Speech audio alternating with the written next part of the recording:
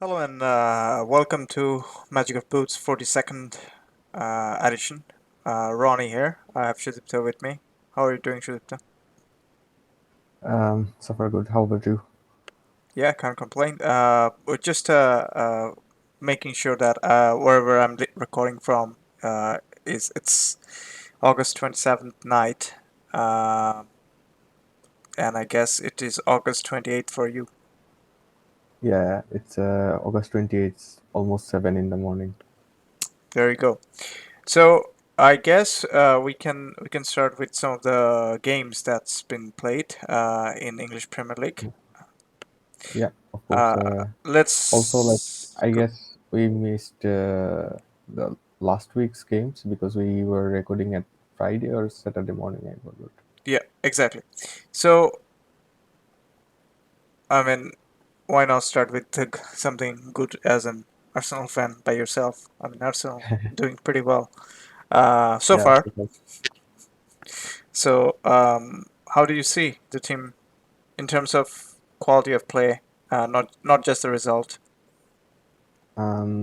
actually, it was pretty good. Um, I did not expect actually any fights from Bournemouth.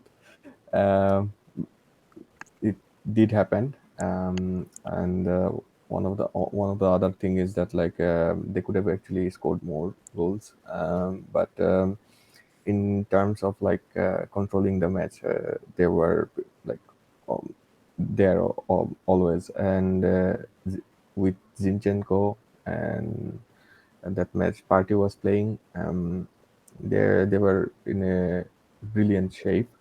uh, they could have actually um, how can I say, like scored more goals. And the match before, William Saliba had an own goal, and that match against Bournemouth, he actually repaid with like a brilliant goal just outside, like probably on the edge of the box. Um, it's yeah, and he was not a he's not a striker, but it's like, looks like a one of these goals you can actually how can I say, surprise everyone. And even like I don't know if you have watched the reaction from Zinchenko was like something else. Apart from that, like Martin Odegaard, like he's reminding me of like one of those great midfielders who played played for Arsenal, like says Fabregas, or who was there before that, like Dennis Bergkamp was playing sort of similar role. And he's so like really good in like picking up the half spaces, as Bournemouth were defending with like five in the back. And um, Mika Teta was actually saying something about that, and before that, and it's like a 5-4 wall against Arsenal. And but it's they sort of like a found their position because of their attacking, not because of their movement from the attacking player, like Martinelli, Saka, Gabriel Jesus was brilliant. But at the same time, the what we are seeing from Granit Xhaka is probably he's in form of his life so far. Um, it's brilliant to watch. He's like moving forward and coming up late in the box, and which actually making more how can I say, um, difficult for the opponents. Like five against five, and Zinchenko was controlling behind, and um, it was actually something else. But the most interesting game was like in the last night. I was watching this game parallelly with Juventus versus Roma. But uh, can we go to the tactical board? Uh, I don't have it set it up though. Oh, I have actually. Or Like yeah, I yeah. Why not? Please. okay. It's been a while we haven't done this. I actually forgot how to share my screen. It's should be Yeah, just a I got it. arrow sign. Yeah.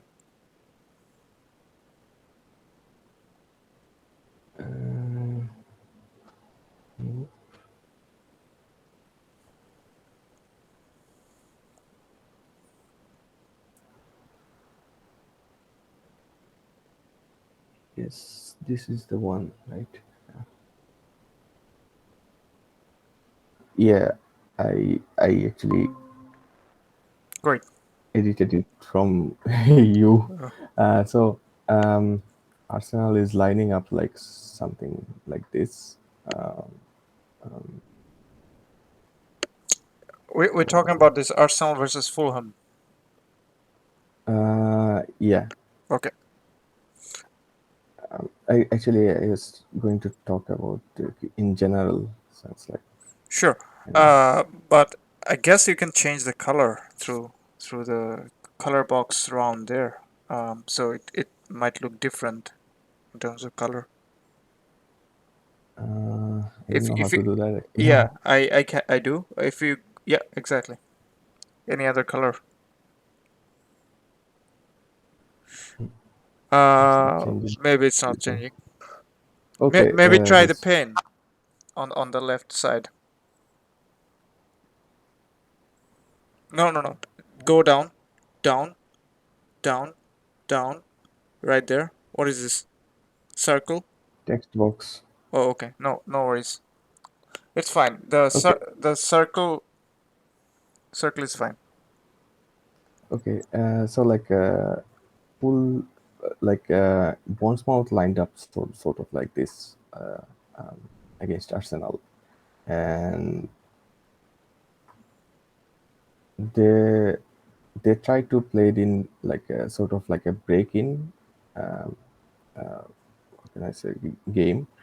But what Odegaard was doing, Gabriel Jesus was moving in this sort of spaces, like attracting all those defenders, and Martinelli trying to, and they what actually made the difference is that like Xhaka or someone else who was like how can I say they are actually trying to change uh, like for example just before Zinchenko was in this sort of position, Hmm. and they were trying to create a back 3-2 or something like that actually. Yeah, exactly. Yep. Yeah. So So so just to be what clear, we are talking about this diamond shape as Arsenal, yeah, and the round shape is Bournemouth. Bournemouth, yeah, exactly. So like what happened there, like when they had the ball, they had general tendency to move towards the left because of Zinchenko, and um, Zinchenko and Xhaka sort of has some sort of like a creating a triangle. Also, like if they lose the ball, Party was there, and they actually like trying to close the gaps as much as possible when they're losing the ball, and most of the time they either Zinchenko or Martin Odegaard sometimes is in the this like sort of like a half space, or sometimes he drops down and Ben White is like moving over there, and what they're doing like they're trying to switch the ball to these two guys, or sometimes to Zaka, so like it creates a overload over there, and there are like 2 versus 2 or 1v1 situation over there. So like they're moving it like so fast and so fluidly, it opened up like a position we saw like a Ben White was trying to taking the wing back, or someone sometimes like sorry, Ben White was there. Sometimes he was moving push forward and trying to take the wing back, or sometimes like so like Zaka was getting some space or some position. So it's how can I say unfortunate that he hasn't scored much. even in the game. And these are sort of like the strategy. So like when Arsenal comes up with a team, like who is a little bit more comfortable with ball, for say for example Fulham. uh, so and there is this guy Mitrovic, who's like lurking all the way around. And um, so like Fulham is always try to do like normally they have a tendency to, when they get the balls from these sort of situations, they try to push the ball. Sorry. Control Z. So they try to push the ball over there, or either of the wings, Yeah, and Mitrovic have sort of like a late run in the box. So what Arsenal did, it was interesting to see that like they normally has this tendency to create like a 2-3 shape, just to control the midfield, and five attackers on the against like four defenders, or sometimes like they push the, or 5v5 or 4v4 or situations like this. And sometimes Martinelli was changing position with Xhaka, and Xhaka was moving inside, and Zinchenko was on the in this sort of position.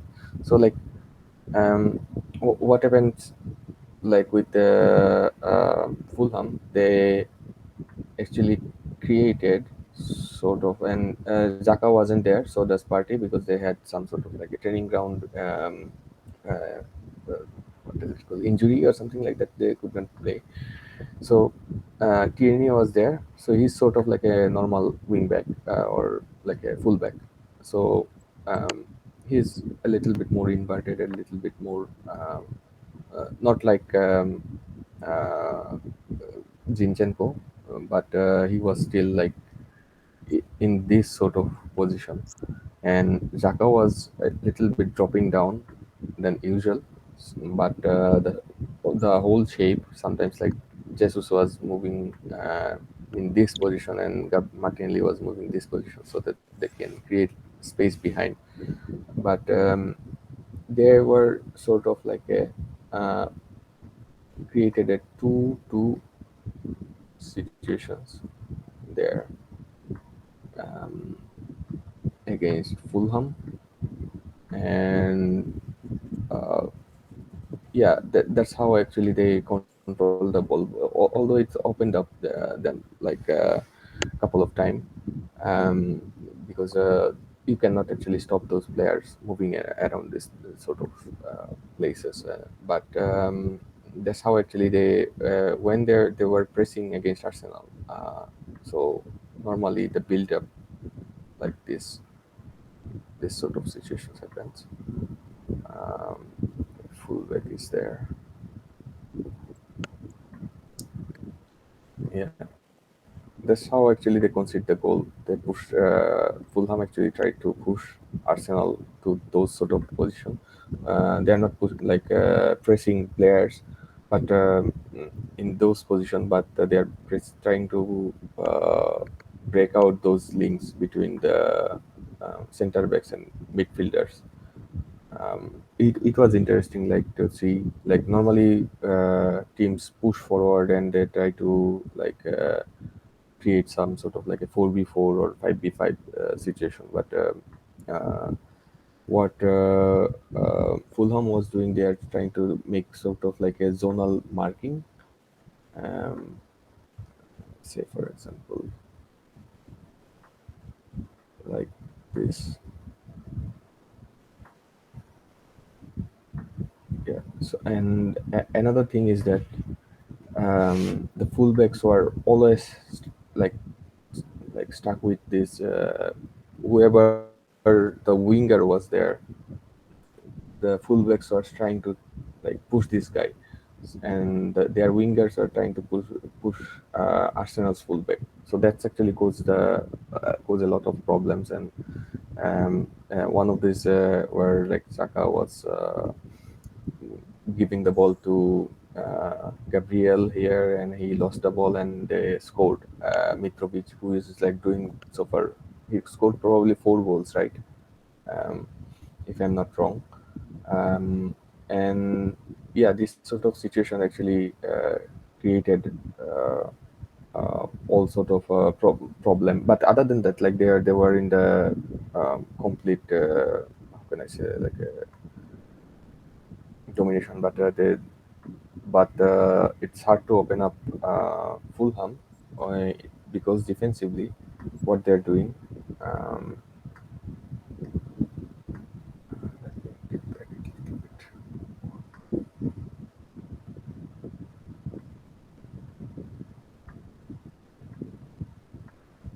Their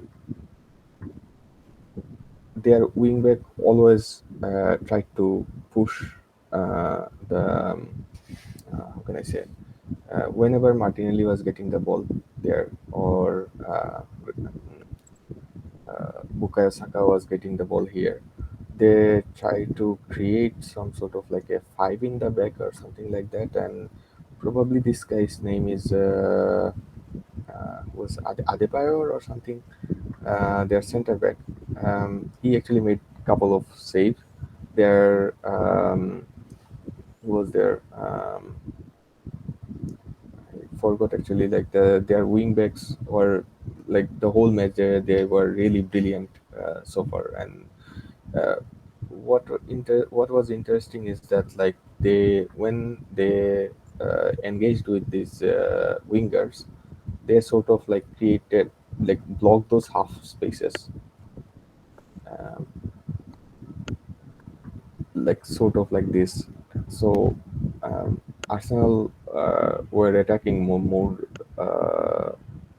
like mostly before that match, like this sort of area, like Odegaard was finding those spaces and trying to make some through passes behind the uh, how can I say, Center behind backs. the defense, Yeah. yeah, center back.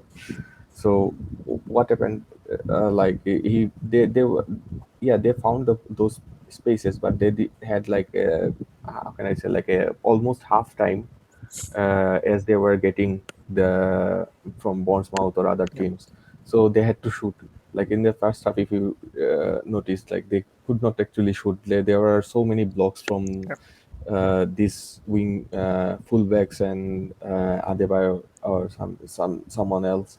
They played actually a brilliant game. It's a shame they did not win, and they were actually unbeatable even against played against which team, Liverpool and some other teams. Um, yeah, they won against Brentford probably. So yeah, it was sort of interesting to see those sort of they were blocking the half spaces and Yep. letting Arsenal to attack the whole area, but there were so many blocks and so many ch- missed chance. But Odegaard was really brilliant. He still was managing to find those half spaces, and one of those half spaces actually get them their first goal. And I guess Arsenal was in the third in the list of scoring from set pieces last season, and it actually continued to this season. So like that's how like so far Arsenal is playing. And another thing is that like what I was disappointed about Arsenal last season because they're sort of like a one-dimensional team. Like if something goes wrong, they did not come back or something like that. And this season's they were actually sort of like, especially the first game against Crystal Palace. Crystal Palace is sort of like a monster slayer or something like that this season. Actually, it's from last season when Patrick Vieira took over. And it's hard to, and also like what Marcus Silva is doing, like a great job with this Fulham team. And Mitrovic, everyone was talking about that, like when they promoted in 2019-20, or Yep. one season before actually, like 1920, yeah, then 2021, 2022, yeah, exactly. No, sorry, 2021. And they Mitrovic scored only like 4 or 5 goals, and Yep. and in championship he scored like 43 goals, and everyone was talking about like it's not in the level of Premier League or something like that. There were some doubts, but how Marcus Silva was arranging this team with uh, like team around him, and he's not like a quick player, but he's like really sneaky player. Like when once he get chances, like sort of like Suarez, I would say a little bit. He was trying to find those spaces and trying to find like if any center backs. He's sort of like a push, a little bit like a passive uh, pressure on the center backs. That's actually sort of like mind games sometimes. Um, and it works so far. And we will see a little bit more brilliant goals from him. So far, that's my analogy. I don't know if you want to add something. I don't know. No, no, no. That's all great. This is actually very good in terms of you see how Arsenal is trying, and obviously Arsenal didn't play like so-called big names so far. How they are doing it so efficiently against deep-lying blocks. Plus, Fulham is not just deep-lying blocks; it's just they catch you on the counter on the both flanks, and that's been captured really well. So, nothing to add. Thank you for this. Um, have you seen any other games like in the last 2 weeks? Yeah, yeah, yeah. If well, are we going to use this, or we can probably stop sharing? Otherwise, it's getting like Oh yeah, frozen for your view. yeah, Uh, we can definitely share it when we are using it. So I've yeah. watched City versus um, Crystal Newcastle. Palace, and also City versus Newcastle as well. So obviously there's been two games. City were tested. Uh, we talked about, especially you talked about that City will have a little bit of first test against Newcastle, and that's been lived up to the expectation, right? Yeah. Actually, the game was so entertaining in so many senses. It's sort of like feels like from the first half, even they scored in very early, I guess, like 2 or 3 minutes or probably 5 minutes in the game. Um, City scored. The problem was that like still, it feels like and it was in the Newcastle Stadium, and everyone was like the crowd was all over that place, and it sort of felt like after St. James Park. probably yeah, St. James Park, like it's after like 20 minutes. Yeah, after like 20 minutes, it's like the crowd was like all over the head of those players, and still like how they pressed so far. Who's that guy in the left wings? I forgot his name. Do you remember? Nope. Just a moment. Let me check. He was so brilliant. Like, yeah, Saint Maximin. Both of the winger, Almirion was also like, Yeah, he's a constant threat. yeah, Yeah, he was also concentrated. But what they're doing, like, can we get back to the yeah, ball? yeah. Sure, go ahead. Go ahead. Okay. Yeah.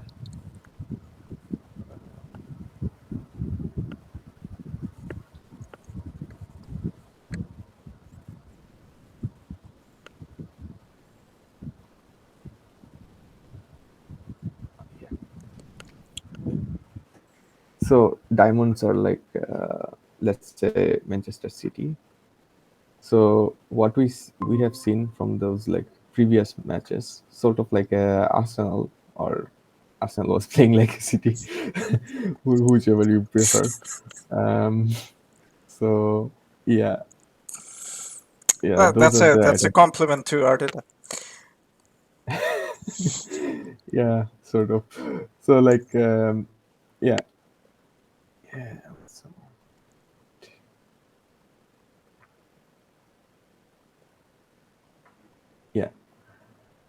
City was overloading this sort of space, like places with Mm. Kevin De Bruyne or someone else.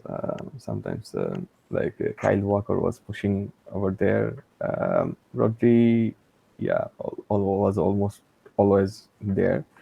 What what interesting was that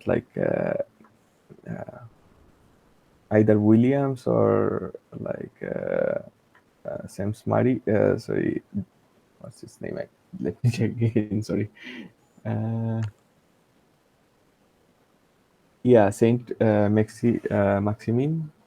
So like they were sort of like this sort of position, like when City has the ball, and what they're doing, they're actually like sort of like Fulham strategy. They are trying to block those half spaces so that City wouldn't get that place. And City actually started with um, Bernardo Silva and Kevin De Bruyne both, and Bernardo Silva was playing in that this position actually. Sorry, it is this position, and De Bruyne was the winger. Sometimes they are interchanging the place, and Bernardo Silva was causing more problems than any other players in the first half because of his movements and how he moves. And it's not about like pace; it's more about like finding space. And when they were engaging this game, like De Bruyne and Bernardo Silva, they are creating all sort of problems. And other than that, like what they're doing, they are trying what Newcastle was doing, they are trying to block those sort of like connections, like going at it, like when we like in Fulham games against Arsenal, Fulham was trying to absorb the pressure, and for from Newcastle they are trying to like pushing the pressure towards uh, Manchester City. Like wingback was always pushing to De Bruyne, um, or even like midfielders were pushing to. So like what happened there? They actually somehow broke down those two and three threes. Like the City would love to be in like sort of like a two inverted fullbacks and create a three in the midfield with Rodri here.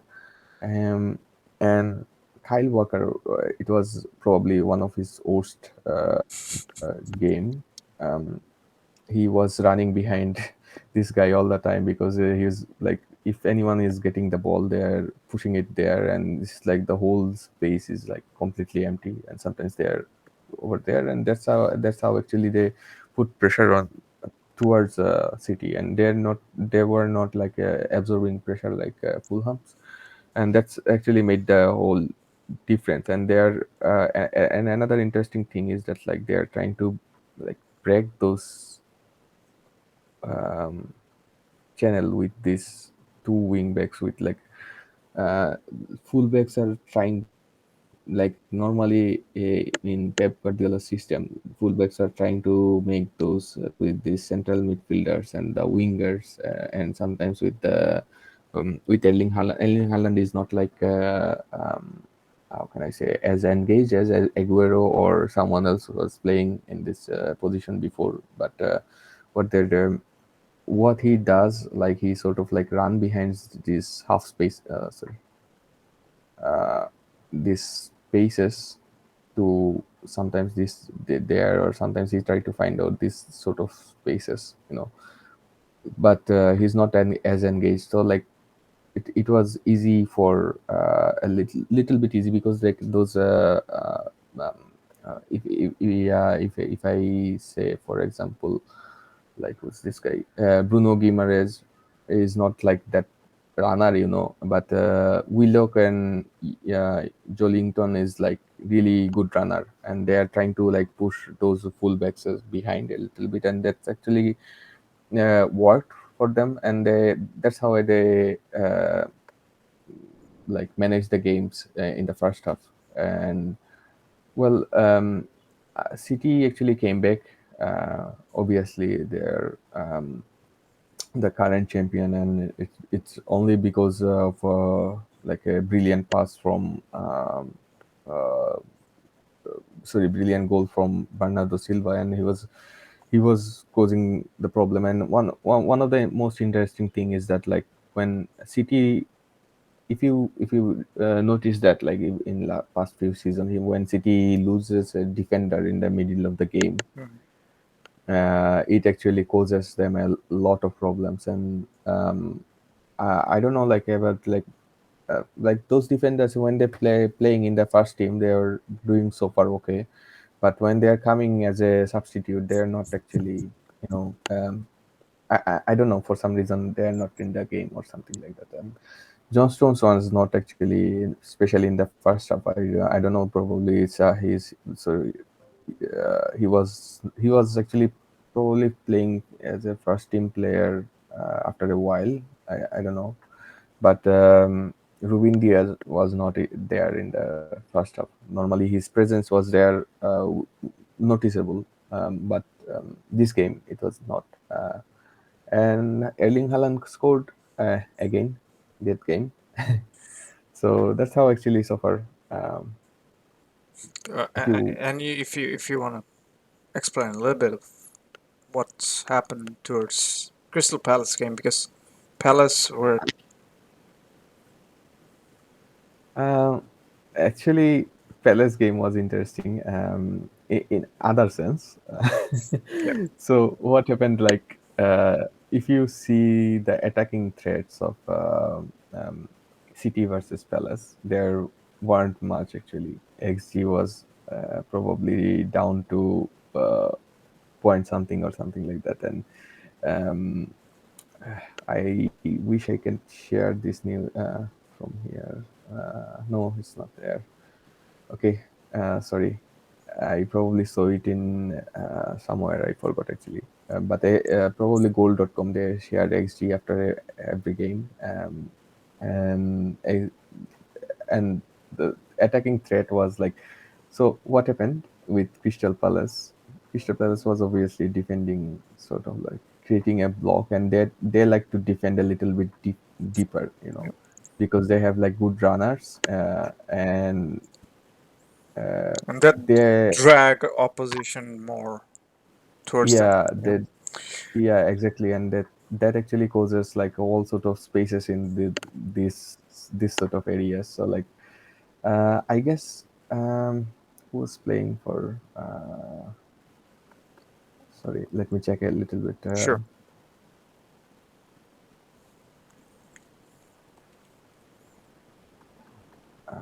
Where is it? Where is it? Yeah.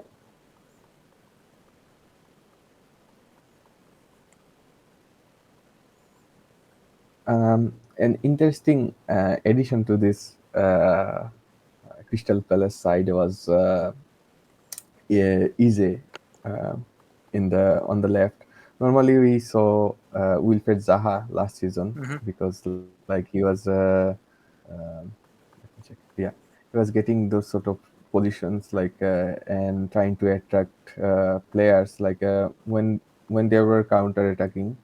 There were either 1v1 situations with winger or center back, and if he's like outnumbered and he's trying to sort of like doing some similar thing like what Didier Drogba was doing or something like that, like getting foul or set pieces around these areas as much as higher possible or something like that. Or sometimes he crosses the balls and create all sort of problem. And this seasons they had easy. He's like really fast guy and really direct. But the problem was that like uh, what we saw in the Newcastle game, Crystal Palace was trying to doing a little bit similar, but their position is a little bit deeper. So like they are running around in this area, and they yeah, they create all sort of uncomfortable, like creating all sort of uncomfortable situations with City, and they're attacking a little bit. When one of the goals were like own goal, if you remember, like from an attacking position, but they are not like holding the ball as much as Newcastle was doing because of like players like they don't have players like Bruno in the middle or someone else. Um, so that's how actually City was shaping up with Riyad Mahrez in this position. So like he's more capable of taking to one or two guys out of the game. So what happened? Like they are either attacking with like most of the time they are attacking with like Phil Foden, because like like in the in the press conference they are the journalist like has a nicknames for Foden. Like he's always in the one gear. Like he whenever he gets the ball, he just goes for the directly attack. And he was separating these fullbacks and normally the who was assigning from the middle or sometimes like from the back end. um, I guess in that match actually can can sorry Cancelo was taken off after a while because they tried to like create a little bit more spaces, and Gundogan was not there. So that's another thing. Like there were like two attackers who were playing more directly, and Haaland was sitting over there. Sorry, yeah, always, and he actually missed like made some runs.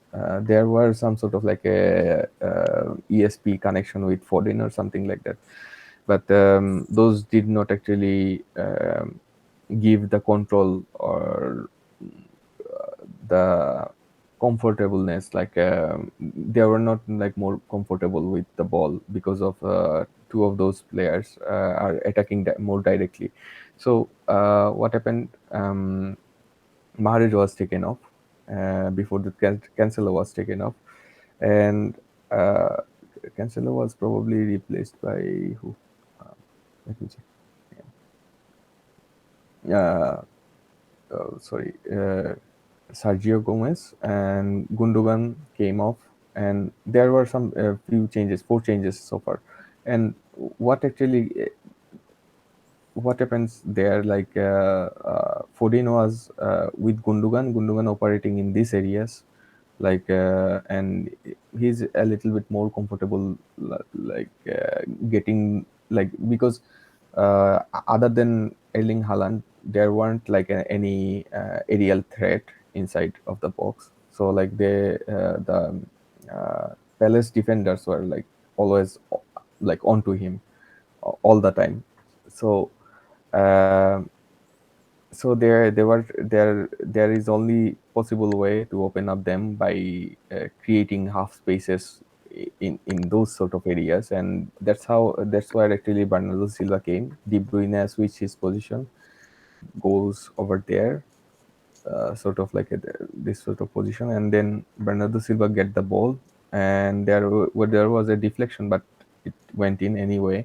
And then after that, like it was all Erling Haaland show.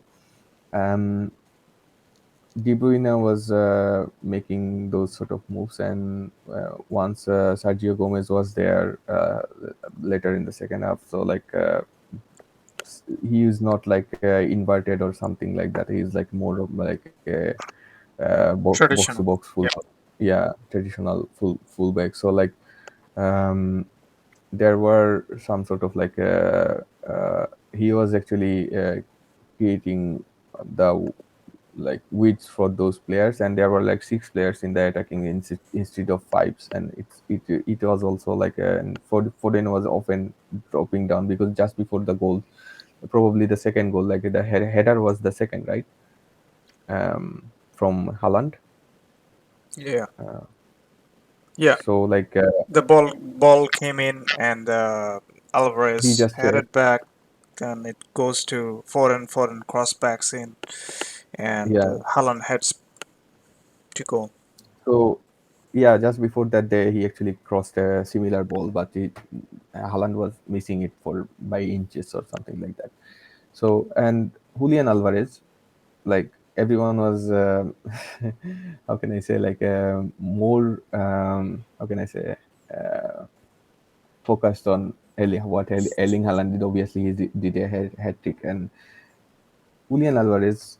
is more good in link up than Riyad Mahrez. So as soon as he came in, he was sort of like all over all those places, like just behind uh, De Bruyne, Haaland, and I guess De Bruyne was also like pushing forward a little bit, like sometimes in those areas, and Foden was operating in those sort of areas, like. So City decided to explore the half space, not in between the defensive line and a midfield line, but they try to get the half spaces in between the midfielders, like with the six players in the around the box. So like it was not actually sort of like a 4v4 or 4v5. It was more like a um, 3v5 situation, just outside of the box. And Haaland is like really good in running in those areas and creating like causing some sort of like problems, and also like make so like late run in the box, like the second bar, and like make tap ins or something like that. And Julian Alvarez was good at, like he attract those like fullbacks or sometimes center backs a little bit here, and he actually operates the whole these sort of areas, like between the midfielders. And that actually allows like Bernardo's players like Bernardo Silva, Gundogan, and they actually then gets these half spaces between the defense line and the midfield line.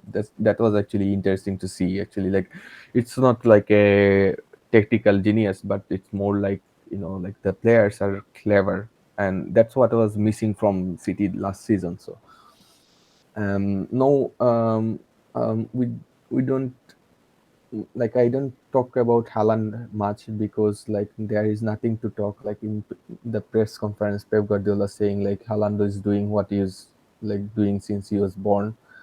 So, but Julian Alvarez is going to be an interesting He's, signings. he's already interesting.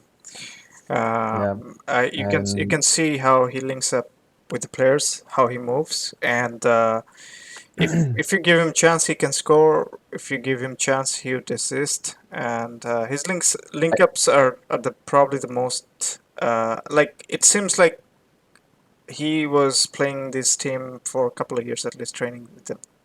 yeah, it's like he's coming from the academy or something like that. And also like his most interesting part was that like there are some sort of like certainty with like Bernardo Silva right now, like probably in the last press conference before the match, and he was saying Pep Guardiola saying like um, Bernardo Silva is not leaving. So that sort of Yeah.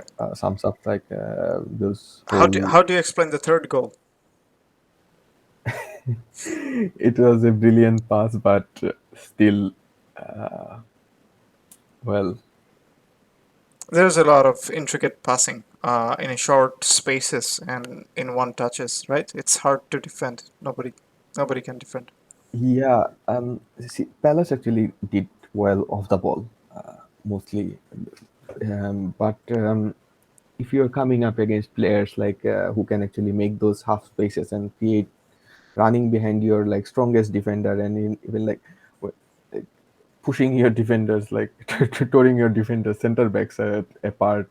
Like normally center backs are like really strong guys, but for some reason it doesn't works against him, and he's like really spacey. And what happens like this third goals, I would say like is sort of like a perfect number nine, you know, goals. And also like he had two touches before the final shots, and like were like every touches were like really perfect, like center backs were nowhere near to him, and they were actually sort of like a counter attacking, and they did not get any chance to close the gaps, and like that would be a problem for like most of the teams who is playing against City. Yeah, for sure. Um, yeah, I guess we're done with the City 2 games. but there are some other improvements, especially from you have Liverpool losing against United, which was a big game, and again Yeah, United keep it going against Southampton. How do you see United? Is there a background noise somewhere in your yeah. place? Sorry. Okay, no worries. I was just making sure. So that obviously United, I was thinking, if they would keep up with the Liverpool, obviously they did, and some big goals from Eric Ten Hag, and they continued the win against Southampton. Not in very fancy, fancy style or something, but still a win. Yeah, but playing against Southampton at their home, it's like it's still toughest game. Um, but uh, actually, I was not surprised. Like when I saw the starting 11 and saw players like um, Malacia was there, and who else? Varane was brought Yeah, in Varane and brought in, for Maguire. and there were like we discussed about it Yeah, probably in our yeah, last yeah. with Martinez and his height or something like that. Then against Southampton, he won The five. the Yeah, most aerial duel. yeah, To be honest, all of it actually. He was in the five duel. He I think won he them all. owned 84%. That's a stat in total games. No, actually, it was like five No, duel no, no. total. I'm talking about he Oh, played 4 games or 5 games. yeah, That yeah, he already owned 84 to 85% duel in the aerial yeah. duel. So all those nonsense where I don't know. Some media are picking up some pundits talking. I don't know. It's always like this, like if there are player playing in a unusual position with his height or something like that, it's always like that actually. Like when Aguero came in, like everyone was saying like short It's striker on the next. Yeah, if you remember, like well, 10 years ago, 10 12 years ago. same with Carlos Tevez when he came in West Ham, right? Um, Yeah, but yeah, I mean, good for Eric Ten Hag. Uh, yeah. Brave calls. Just it's definitely a brave call if you're benching your captain of the team, right? Of course.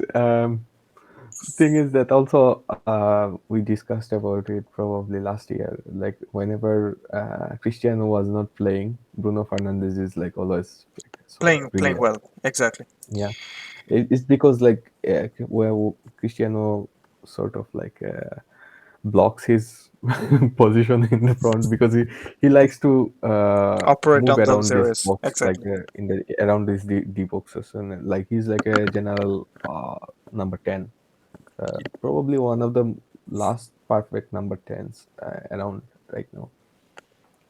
I wouldn't say perfect, but yeah, I totally Yeah, understand like your role. no, yeah, actually, it's in a sense, he's sort of like perfect, like from 90s point of view, like that sort of playing, and also like he's really good in crossing.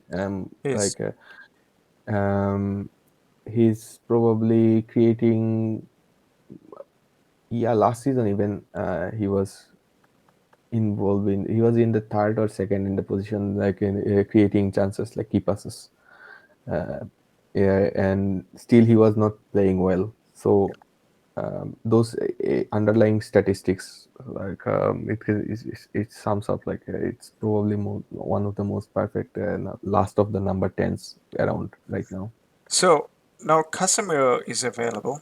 Um, yeah, I mean, do you Yeah. expect better things coming for United? Maybe Yeah, so for with Casemiro, he's sort of like a destroyer, and if he's like sheltering Varane and Lisandro Martinez, sort of like Martinez and Varane, they how they played like against Liverpool, it was like like yeah, I got yeah, goosebumps. yeah. Very attacking, It was very very like they they're at war. Yeah. let me like a little bit, get back to the board. little bit. What they did with yeah, what they did with where is it? Yeah, Liverpool. Liverpool is like yeah. For example, this is Liverpool. The diamond ship one. Diamond shape. Yeah. What happens there? Like Liverpool is not like City or Arsenal. Their central midfielders try to tuck into this area, and sometimes if Fabinho or someone else is playing, whenever their position, like it depends on the situation. Like this guy is playing sometimes like a what is this term in Italian? Catenaccio? 1960s, Yeah, like 62. playing. Yeah, sometimes like he's like lurking around this area. Sometimes like he's like a three. So like what happens with Liverpool? Like their wing backs are always up there, Yeah, which actually gives them depth. And Salah was operating always this area, creating a triangle, or sometimes like a Trent Alexander-Arnold is like in this area, and Henderson is supposed to like cover him like in this area. And unfortunately, Fabinho was not available, probably due to injury or something else. I don't know. Like it was not clear even after the match. And also Thiago Alcantara was not there. Elliot was there. He was moving. He was actually brilliant the whole game. He was probably carrying the whole team. He was playing sometimes in this area and sometimes in that area, but he scored probably one or two goals today. Sorry, yesterday. Also, but what was the problem? Henderson was in playing in this position. Milner was in this position, and Elliot was operating in this sort of area. And when they had the ball, they are trying to be a little bit more comfortable with the wing backs tucked in or wing backs attacking. Like Anderson was attacking all the time, but what what was the problem is that like Henderson was playing in this area and Elliot was roaming around this area. He is like a really good attacking threat, but the problem was with Elliot is that like he's not covering Alexander Arnold, and they are always trying to who was playing Elanga was playing in this area as a left winger, and he was always up to Elanga sorry Arnold, Arnold. and um they were always like getting this sort of like 1v1 or against like probably Gomez was playing and he was trying to like close he was playing Gomez was brilliant so far um, in that game. But the problem is that like they are trying to like whenever United was not in the ball, they were playing sort of like a counter-attacking football. Like Liverpool was, they did not actually make them comfortable in those sort of areas. You know, like there were always player up to them and closing the gaps and always trying to challenge this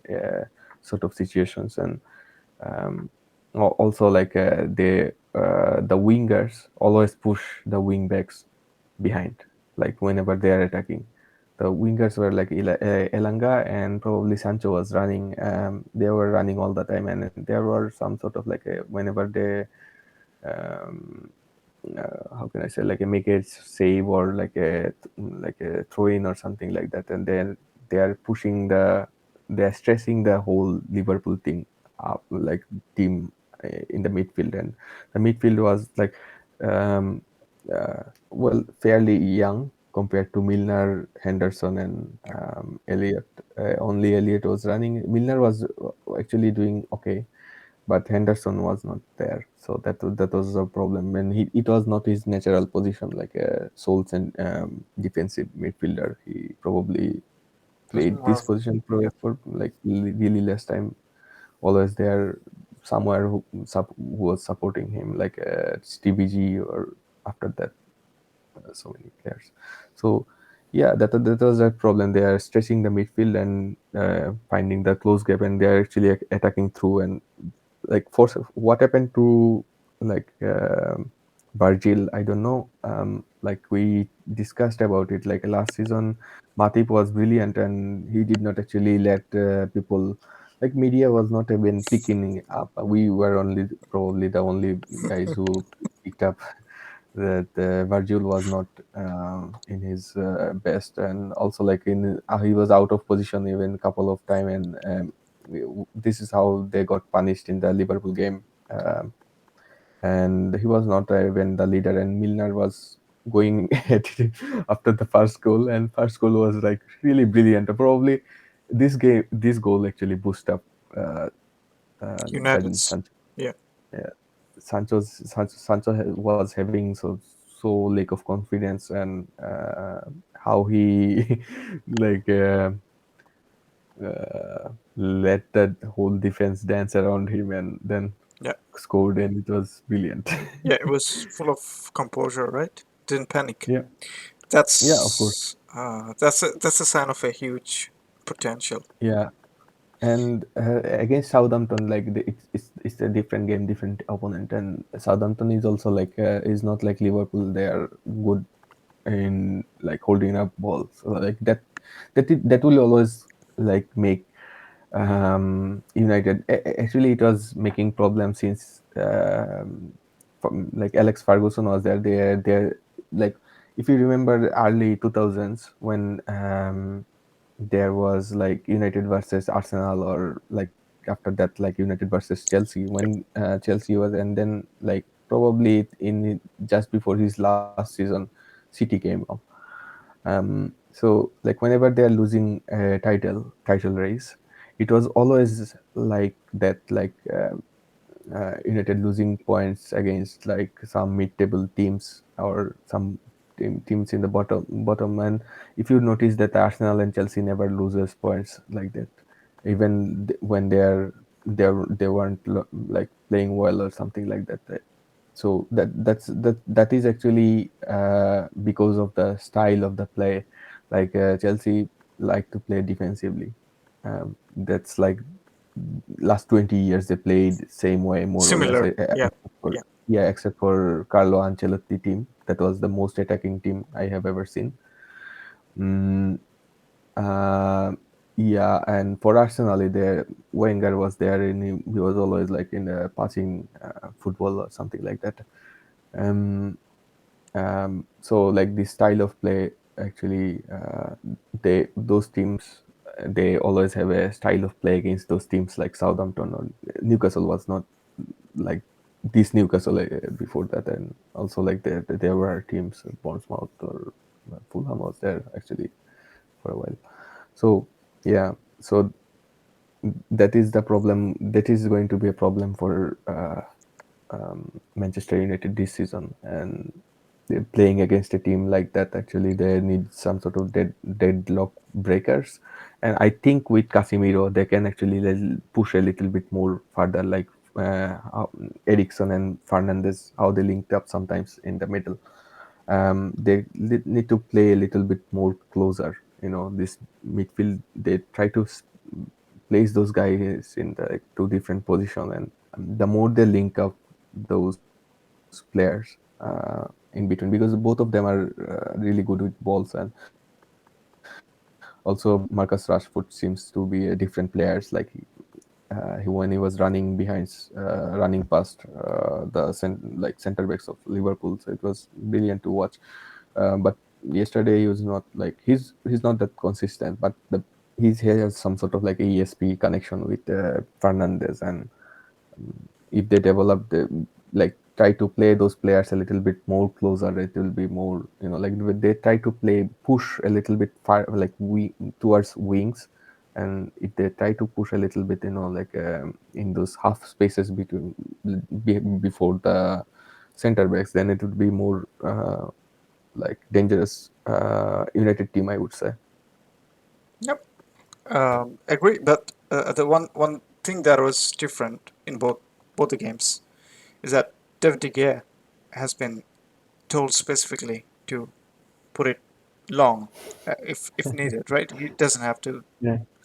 So I thought that was that was creating a lot of trouble, especially in Brentford. I think that was the lesson and adjustment. If you remember, like there is a video resurfaced after like over 10 years. Probably it was Alexis Sanchez playing for Pep Guardiola team, Barcelona. and he Yep. yeah, Barcelona team, and Pep subbed him, and he was like probably, how can I say, cursing him and when he was subbing him, because he was saying some curse we cannot say here, but he was saying like think with your head and something like that, because yeah, Sanchez was that match. Sanchez was how can I say, like there were spaces, probably David Villa or someone else was playing around him, and they were getting spaces, but he was pushing the ball, like making short passes. But if he goes a little bit, like make those lob passes over the defense, Barcelona would have win the game. So like they probably won. I forgot actually what happened in the game, but this is the same thing. Like you have to sometimes take some risk in the game. Like this that was the thing. It's not like always short passing. Like it's not always like if you're playing from the back. Even like Arsenal was playing from the back, but um, they, they when they felt that like they are not good in position, they were playing counter attacking football last year or the year before, and they won FA Cup. Yeah. Best thing is to mix it up, so everyone else Yeah. is kind of second guessing, right? Yeah, What's also like if like one dimensional teams not never win, no? like almost never, like except for like Greece in 2004, or Portugal in 2016, Well, or we're not talking about cups though. Chelsea. Cups are different. Yeah, cups are different, but in league it's like one dimensional team. Like You probably cannot. no, cannot. Probably, yeah. Uh, Well, l- Leicester actually well, did. that's again. It just came out of nothing. Yeah. Coming back to the Premier League, we talked a little bit about Liverpool. Liverpool winning it today by 9-0 against Bournemouth. Poor Bournemouth. They Uh, could have actually seen a little bit more. yeah, if they Uh, wanted. there were some woodworks actually. Yeah, there are some memes coming out that Salah was sleeping or Salah was smoking while Liverpool were scoring because he was not involved in any of that goals. But jokes apart, Liverpool needed their win. Obviously, Mm. Bournemouth not the greatest team, been massacred. Um, but how do you see Biggest how do you biggest win in Premier League. yeah how do you see all these? Obviously, Tottenham yet to play. I mean, is going to play today. Uh, but how do you see this whole title race? It's very early, but still kind of lining up, right? Yeah, like some interviewer was asking Mikel Arteta, "Are you in the title race?" and he's saying like, "No, not Obvi- even close." Obviously, So that actually sums up. Like if the currently Arsenal own every games, but they're still considering themselves in not in the title race. So that actually sums up everything so far. Um, except for that, like I would like to add like this season, Premier League spent almost like still the transfer window is open. As we are talking about like 3 more days. yeah. So and they already uh, way past like their previous record. And if you noticed, Newcastle actually signed Alexander Isak, one Yes. of the like brilliant talent from Spain, La Liga. probably Sociedad, right? Yep. Yeah. Yeah, yeah. He was linked to it like all sort of top clubs, but he was coming to Newcastle, play for Newcastle. Yep. Bruno Guimaraes, who was brilliant. He was like Newcastle is just attracting those players. even who was actually like West Ham was by buying players, and who the striker's name, I forgot his name, like Skamanka or Skamaka. Skamaka. Yeah. Skamaka, yeah. Skamaka was coming for Tottenham. There were so many links. Like I wouldn't surprise to see some of the young players coming from there, and Leeds bought some Red Bull players, and I we discussed about it probably in the last episode, and Leeds actually beat Chelsea, um, right, Yeah. by 3-0. So um, it's going to be for in the sense of title race. It's going to I be don't fun. think. Fun. Let's put it this way. Yeah, after this season, I wouldn't say there wouldn't be any big two anymore, because Liverpool and like probably there before this Bournemouth game there was uh, um, things going on, because it is Klopp's seventh season, and within his seventh season in Mainz he was relegated to the Zweite Bundesliga, and in Dortmund he was sacked, or he was, oh no, he was seventh in, uh, he was finished seventh, and so probably Klopp is trying to get, how can I say, like break those scars. Um, Yeah. but like apart from jokes, like what can I say, like after this season, I would say like there will be at least like 6 7 clubs who's trying to get in the Champions League spot, and it's getting like really competitive, and it's not fair for other leagues, like only 4 teams are playing for Champions League, and like uh, the quality of those teams and players of those teams are like so, so that is going to be an interesting thing. Um, and another thing is like if you see the transfer targets from like Chelsea or Tottenham, or targets, compare those targets with Arsenal or West Ham, or United. United was going for always like big names, because they sort of like they're still in an illusion that like they are still a big club and everyone will come or something like that. But they still managed to sign Casemiro. That's a different situation. But exception is not that rule.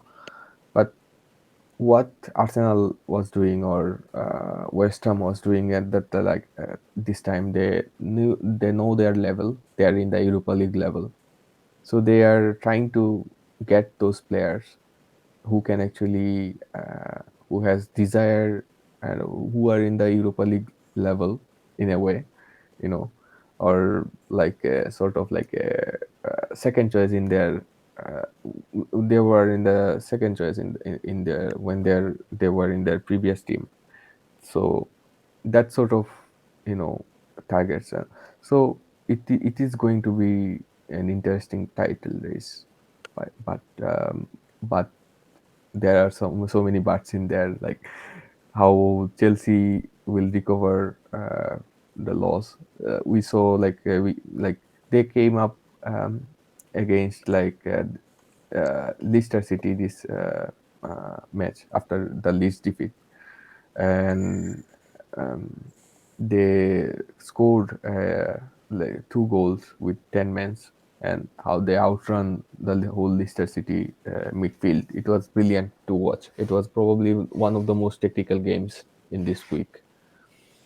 Okay. Um, Just to remind ourselves, we just crossed 1 hour talking about EPL. oh, okay. We discuss. Maybe we'll discuss with Chelsea a little bit more, like Sure. team by team. Yeah. So, like in general, like I was saying, like it was more technical game, probably from Tuchel's point of view. Like he was playing with 10 men and still managed to. scored 2 goals and brilliant goal from Raheem Sterling.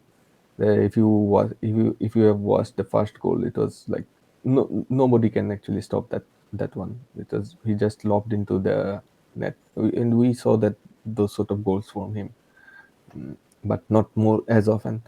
So like I don't know. Like when you asked me, like I was thinking about this a lot, like especially last days because I saw those performance from United and Tottenham is like really solid, and who is going to be getting like it's going to be like really crazy. Like if you remember, there was this video was viral, like Ederson. Got the ball and someone was like threatening him, and he was like he probably tricked him and then passed the ball, and if he missed the ball and it went in the goals and City lost the title. So we are talking about this sort of Yeah. margin, but it's still so early. And another thing is that like there is going to be a World Cup, and if you remember, like in the World Cup, actually club teams play some sort of like if you are a stronger clubs, like for example, like Real Madrid was trying to sell Di Maria in 2014, and Di Maria has some sort of injury and he was trying to play, but the club from there were some pressure from Real Madrid to Argentine team not to play Di Maria because of like the market value. If he is injured, then market value is going to down. So that sort of situation is probably going to happen in this World Cup because like it's in the middle of the season again. Okay. So it's going to be like a really complicated thing to predict or Yeah, and yeah. to No, fair enough. It's too early. Anyway, let's move in from here. There's been some Champions League draw, Champions and Europa League draw. yeah. What are your top picks? We can talk about the group of Sure, death. go ahead. Yeah, Barcelona put all their future money um, in a hope that like okay, if we are moving a little bit deeper in the Champions League, we'll get a little bit more money, Yep. and now they are going to face Inter Milan and Bayern Munich, and And Victoria Pleasant. uh, huh? Is it Victoria Pleasant, the other team? I guess let me check. Uh, Yeah, probably. just a moment.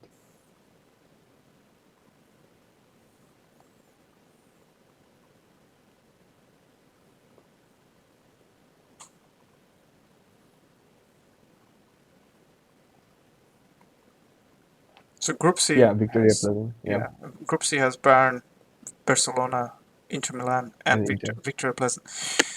So now I can counter argue that if Barcelona didn't have those players, they wouldn't even have competed with Bayern and Inter at there. Yeah, true. Actually true. I was just joking. And also like I probably told you or not. I forgot actually. Like I saw the preseason of Inter Milan because like Inter Milan is one of the most interesting thing I care about from Italian football. But how they played since the preseason is not like that, Okay. and they lost a game against Lazio. 3-1.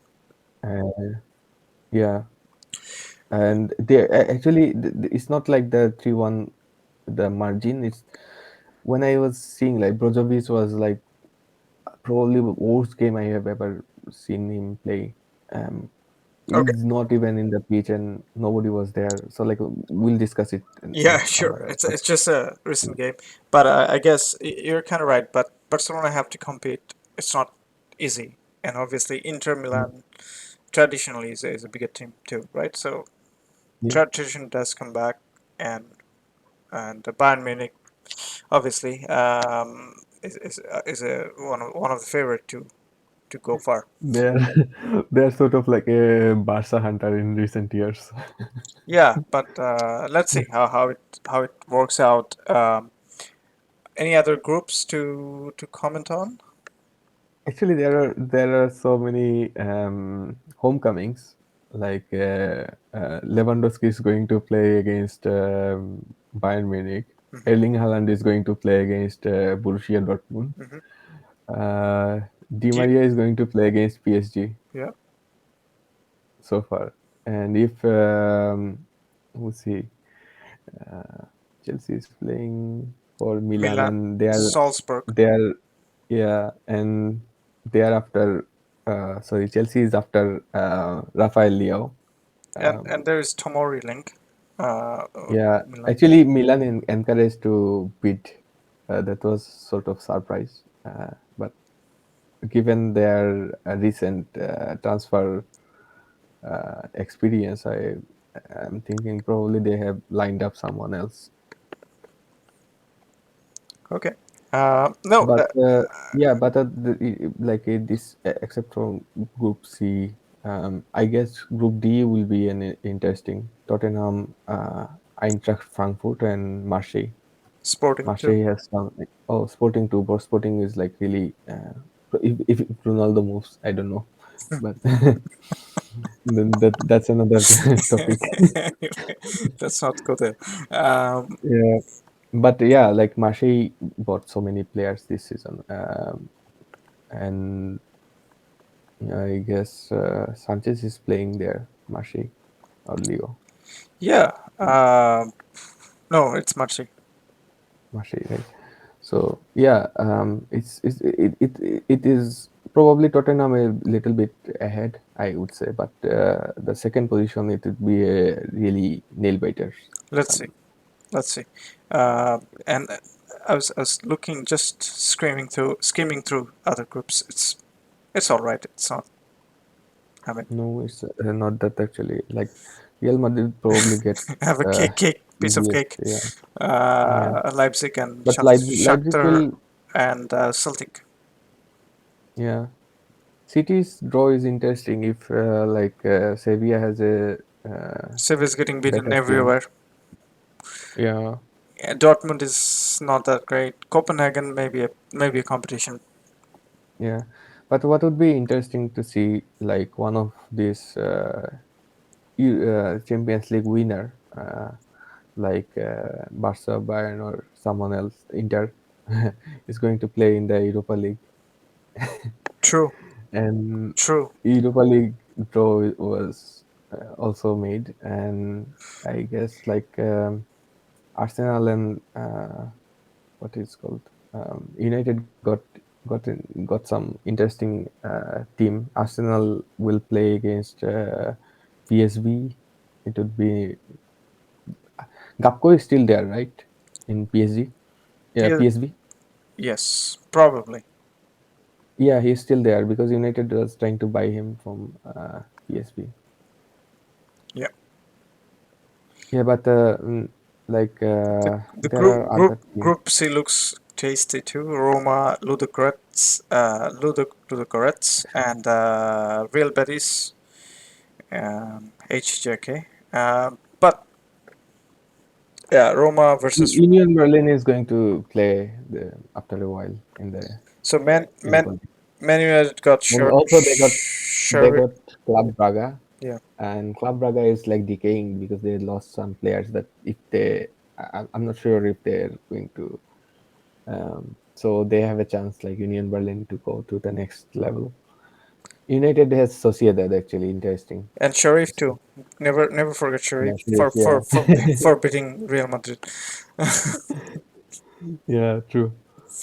uh, Uh, yeah, Lazio got got an easy draw. Feyenoord. Yeah, Yeah, fairly favorable. Um, yeah. yeah, no, all of the draws looks fairly all right. Yeah, no, that was fun draw. Anything else we want to add before um, Bundesliga? Probably a little bit Mm, who's the favorite for Champions League? from Bundesliga or No, the no, no, no, in or general. in general. Again, we are talking about end of season, right? There's a World Cup in Mm. between. But now it changes everything because of the group stage. We used to think the big teams will just take it like jogging or marathon, like not push for. But that group, Barcelona, Bayern, and Inter, they have to push. Yeah. So it makes it interesting. Um, who's going to win it? Obviously, the usual suspect who has the money: PSG, Manchester City, Real Madrid. Um, or, and technically, outsider is Bayern Munich. I don't see anyone else doing well. Do you still think PSG winning it? Oh, well, there is a chance because the way they're playing, and if they can keep their stars fit to the business end, and also there's a bit of sacrifice I can see. A lot of drama happening dressing room outside or even the game, but there is a bit of sacrifice I can see in the team, and a lot of movement and good movement with the ball. So yeah, who knows? But still, PSG has better chance to me than someone like, say, uh, have I said Barcelona? No, probably. But yeah, No. yeah, For Barcelona, it's like they still need the whole season with this like group of player because there are still drama going on, and I think they are still engaged in those drama. yeah, And yeah. like if you remember the first match, I Let think it's let's not go there. yeah. That's Okay. a rabbit hole. Um, what I'm trying to say is, you're right, but there are certain teams I think you can name few: City, Madrid, probably PSG, and probably Bayern Munich. I don't really see any other team pushing for it. It's fairly easy. Liverpool. Not at current, not at current Liverpool now. Not at all. I mean, it could Chelsea. change. It could change, right? Yeah, Definitely. yeah. But whatever I've seen, the current Liverpool or current Chelsea, I don't see. I Tottenham maybe outsider, really outsider.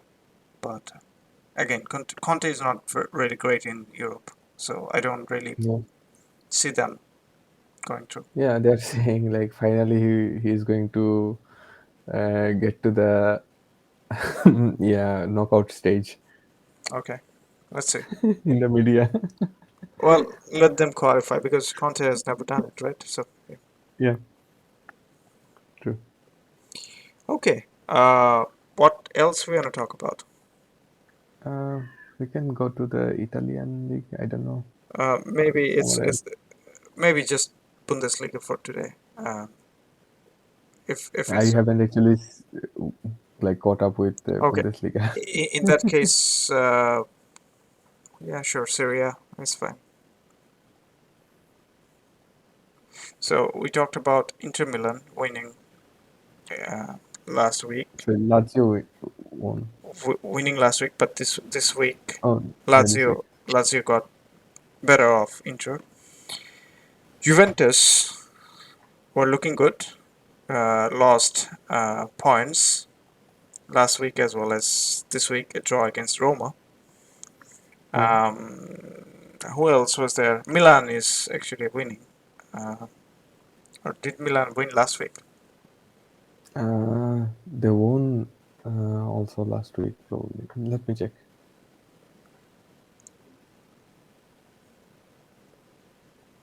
No, there was a draw for Milan against Atalanta. Yeah, against Atalanta. Yeah, so currently the standing is Milan at top of the table with 3 games, 2 wins, 7 points. Lazio is same points in goal difference. Milan is ahead. Roma had 2 wins, 1 draw. Um, Napoli have still a game to play today. Napoli has Yeah. two games and 2 wins. Juventus just 1 win, 2 draws. Inter 2 wins, 1 loss. So still kind of it's pretty early stage. Yeah. But if you Milan is going to if I don't know like how far is this rumor Rafael Leo, because like he's also sort of one of my favorite player in the Serie A. Uh, So he's linked with Chelsea. yeah, he's linked with Chelsea, and it's like they are. I guess like buyout clause is like 150, but Milan is saying like they will settle in like 125 or around this number. Okay, I, I kind That's a of huge money. that's a huge money That's a, for Milan to yeah, they can rebuild. actually like rebuild the whole team with this money. Yeah, because they've been very economical so far Yeah, and pretty smart. Um, but yeah, if they get 125 for Rafael Leo, I let him go, I guess. yeah, but that actually brings another questions, like when you have money, then everyone is asking more money from you. That is what's happened with But if you remember, Milan is fine to be patient. They don't go and panically buy someone else. They would that's rather true. they sometimes just wait and don't buy anyone. So at this point, if Barcelona is asking for 30 million for Aubameyang, just get him. Yeah, Or it's true Memphis, or actually. or Memphis Depay. Or, Depay, yeah, yeah, so Depay would be a nice touch. But other than that, like any teams like impressed you so far? in Syria, Hmm. uh, Napoli, But and that's okay, that's without being the rumor of Cristiano Ronaldo being offered there. Um, still a rumor. Nobody knows what's going to happen. But yeah, Napoli against it's typical Napoli, always. Uh, early in the season, they yeah, are. exactly, and let some of the injury comes on, and also I still think Milan is too because they're fairly limited in terms of resources, but they're using it fairly well, very very well utilized team. Yeah, also like they added Divo Korigi this season, and they still have those like attackers. So like Yes. they have a sort of like an attacking variety in those areas. Rafael Leao or if some like who's this other guy in the right wing? I forgot. Let me check.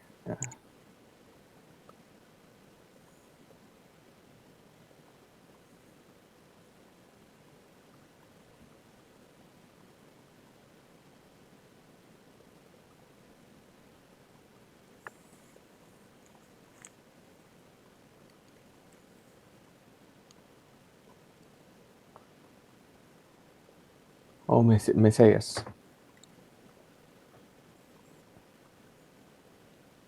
Hello, Yeah. are you there? SS. Okay. Yeah. Yeah, Messias. Yeah, those two, if they're like, I don't know, like if they're selling Liao Well, or let's see. I mean, I'm pretty sure Milan have someone lined up. If not, I mean, even Divock Origi can play on that side as well. So uh, let's see how Milan kind of. there is also how can I say Arsenal is also interested in like Tonali, but I, they already said like yeah, he's not for sale yeah, so not far. not not at this But point. with Benature, Benasser, yeah, yeah, Benacer, like this situation is a little bit because his agent is like he's so far happy, but his agent is not. okay, So that's another okay. situation. Let's not speculate who's going to take out and who's going to take in. But at this point of time, Milan definitely looking good. Um, I'm But yeah, like even when they're not doing okay, they're managed, like they have some sort of like a magic wand or something like that. They try to they like even if they are not doing okay, they manage to win the game anyway. So that's another thing, and that is what missing from Inter Milan. When they are in pressure, they are like completely lost. yeah, except I think Inter something is missing in the midfield. Something is not working there. Um, I saw Lazio like move past them like through middle. It's like nobody was there. yeah, but the Lazio scored two goals to blunder of a goal. I mean, fantastic goals. One Yeah, from Luis Alberto and second one even from Pedro. Alberto was like brilliant. No, yeah, like that's another thing with this Sari team. And also the first goal of that Yeah, assist from Milinkovic Savic was great. yeah, But yeah, Inter with that squad, you expect them to do well. I don't understand why the same team has Lukaku and Zeko like in the same squad. I don't get it.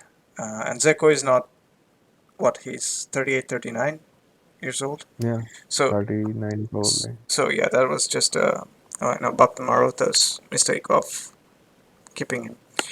Um, Uh, I don't know like what is their obsession with uh, Lukaku. I would love to see more Joaquim Correa uh, playing yeah, Lukaku. Yeah, I don't know. or playing in different shape because like they are playing always like in the same shape and same players and same how can I say same technique, and sometimes like these teams like if you are playing against a team of Sari or Pioli or someone else, like, um, Mourinho probably, uh, it's not like they will always going to anticipate those like you have to win those games to be in the title race, you know. That's what is like annoying me since the beginning of the season with Inter. They're not like any sort of like a variation or anything from No, that side. it's very fixed. Um, Yeah, yeah, no, I don't have anything else to add. To be honest, let's see. It's just a start. but Hopefully they catch up. Uh, any interesting game or something? uh, Interesting game. I thought Lazio versus Inter was interesting in the sense that it was quite Yesterday, high quality. yeah, it was, it was actually. But other than that, like I really hoped for Juventus versus Roma because, like, you know, historical But again, rivals or so. you have Allegri in one team. The team has Jose And Mourinho, right? Jose So Mourinho, yeah. Also, like Mourinho's team was playing a little bit differently, and yeah, but it's it sort of like all depended on Zaniolo space and yeah. also Dybala looking a little bit of sharper. Zaniolo was not there No, actually. no, that's what Yeah, I'm saying. If he's not yeah. there and Dybala looked a little bit of tired, he's probably not match fit as much. So then it would, Pellegrini was not also like in the yeah, right mind probably. yeah, exactly. So He was taken off. it would look different. And also Juventus looks toothless without Angel Di Maria, without the first game. That is another thing. Like they are moving through actually probably with Matic and what's his name Cristante. Cristante was awful actually, like the whole game. But if someone is doing something, is Cristante, you know. Yeah. So but still they move past the whole midfield, and Roma is not running. Like they could easily overrun Juventus. Like Well, sometimes they did actually, but what you said, like the players did not look fit, and they're easily Juventus was moving the ball easily, and there were few probably chances from Juventus, and Roma did not actually create that much actually. One or No, two or three chances actually no, probably not they really. It was created. not much They happening. are not even trying to do anything, and that is like really annoying. Yeah, Like, yeah, exactly. but anyway, Tammy Abraham scored. I I did It's I another thing. yeah, I did see the game after Bologna versus Milan. It was better technically. Uh, Okay, but Bologna was playing well since that last season. yeah, yeah, and also they're they're fairly festive. I mean, they'll fight definitely. They'll try to fight, but they don't have as much resource, or sometimes they Yeah, just want. there is another interesting game probably today. Fiorentina is playing Napoli. Yeah, it might be a very interesting game. But again, Napoli in like start of the season is always fresh, and Napoli, if it's being a return fixture, we might have a different conversation. Yeah, true. But other than that, like in Italian league so far, I'm not impressed. Like the quality, like last season in the beginning, since the beginning, it's like it sort of felt like there is something going on. This season, it's sort of like player player players doesn't have any sort of like energy or something. Like they're not running as much Yeah. as last season. Well, It's not. let's hope it just picks up. But no, Yeah. that's why Napoli. That's why I think were impressive. Is it something to do with the World Cup? I don't know. Hard to explain the team that didn't qualify. There would be something to do with that. No, no, no, no, no. So like everyone is like But most in of the the market most of the because of Serie A because players of are Italian, right? yeah. That's what I'm saying. Like they don't have any motivation to you know do something. Like for example, like players are moving to different clubs because they want to play. They want to have a place in the squad of the But World then Cup. you're getting paid millions, and if you don't have motivation, well, like, I don't know. what poor people like us who gets few thousand bucks every month will go up and do the job. And if you're getting paid millions and if you don't have motivation, that I don't buy it. Sorry. It's true. Yeah, but um, yeah, Anyway, that's an yeah. anyway, I Let's guess move on. I we'll just wrap it up for Serie A yeah, for the time being. I guess. Do you have anything else to add? no. Okay. Um, very nice discussion. Hopefully, we'll come back with some of the La Liga action next week and capture all the actions and some of the other things that are happening. Yeah, we need to explain probably like if anyone is watching, like we are like segmented the uh, And still being our over episodes. time. Yeah, still being over time. Yeah, Hey, so like we hey, decided to that's us. Uh, we'll we'll find a way to waste your time. But that's on that note, I guess we can say, if anyone is watching, actually, please leave a comment or question so we can incorporate whatever you're trying to say. Any suggestions or any kind of concern would be welcomed if that is constructive. Um, yeah, Sudipta, final thoughts. not much actually. Okay. On that note, we wrap up the 42nd edition of Magical Boot. See you next week. See you next week.